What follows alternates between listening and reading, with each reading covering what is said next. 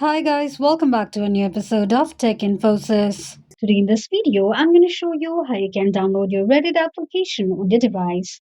Keep watching the video till the end. To download your Reddit application on your Android device, firstly go ahead and launch it on your Play Store. Click on search icon at the bottom right corner of the page. On the search box at the top, type in Reddit and make a search. You're going to see the search results displayed on the screen. Tap on the application. Now to download the application, click on Insta button just below the application to begin the downloading process. While downloading an application, make sure that you are connected to a strong internet. Once the application is downloaded, tap on Open button to launch the application. Open the application and that is how you'll be able to download your Reddit application on your Android device quickly and easily just in few steps.